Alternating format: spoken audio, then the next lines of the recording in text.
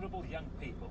Also, former Welsh Secretary Peter Hain on why he fears mistakes by the Assembly government could mean the Welsh economy ends up just limping along. I'm a socialist. I believe in good public services. Of course I do.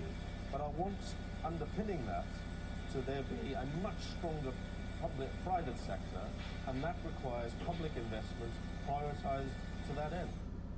Peter Hain, who we'll hear from later, also stay with us for the planning row that's causing headaches for Flintshire Council. That's all to come. First tonight, though, from... Finally, tonight, all is not well at Flintshire County Council. The chair of the planning committee says the chief planning officer blacklisted a certain developer. The chief executive says there's no evidence to prove it. But now the council leader must decide whether to investigate the chief executive for allegedly putting pressure on the planning chair to change her story. He categorically denies that. Kieran Jenkins explains all. The town of Mold in Flintshire has seen more than its fair share of battles over the years. The Welsh, English, Picts and Scots have all fought here at some time or other. Add to that list the councillors and officers of Flintshire County Council. But where in the past the battles were over possession of land, now they're over who gets to build on it. In particular, the owner of this site, Tim Holt, a local businessman who wanted to turn that old builder's yard into apartments. Now, that application may have been withdrawn, but the arguments around it are continuing. Mr. Holt is the man on the left. He wouldn't speak to us directly, but he did put up his planning advisor to speak instead. Regardless of the ins and outs of the specific application, they allege something more serious. That Flintshire Council's chief planning officer effectively put Mr. Holt on a planning blacklist. The chief planning services officer told his chairman of planning, that never while he was planning officer would the applicant ever achieve a planning permission. The truth, according to Mr. Holt, can be found in a letter written by the council's chair of planning, Jim Jones, and in particular conversations Councillor Jones claims to have had with the chief planning officer. It is a fact that on more than 2 occasions the chief planning officer has said to me that Mr. Holt will always struggle and will get nothing through on planning whilst I am in charge.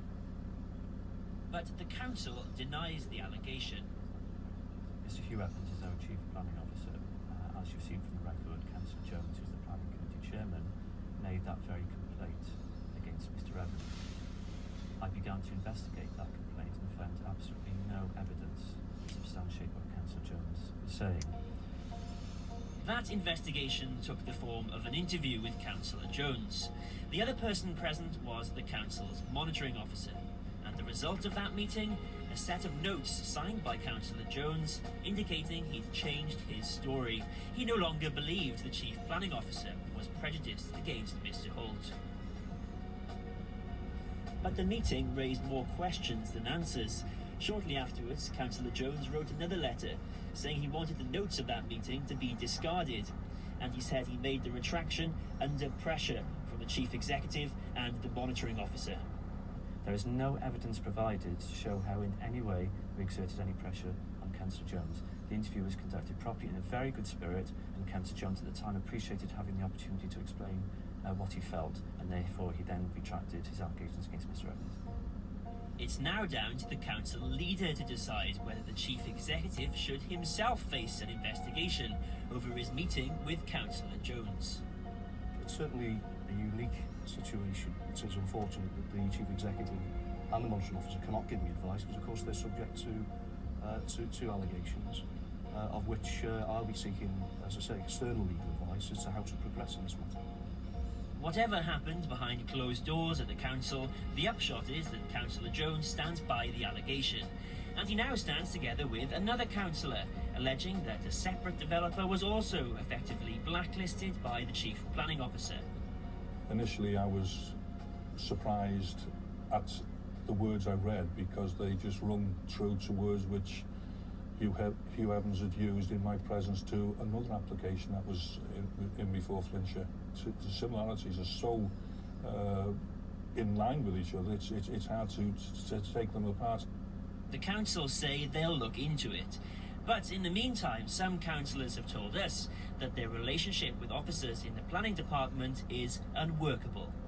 When you've lost trust of officers and officers have lost trust of members, that does become something that's needs to be thought about. So how long can you go on with things as they are? Can't go on very much longer. Things have got to alter very, very quickly. It can't come quick enough, though, for local opponents of the project.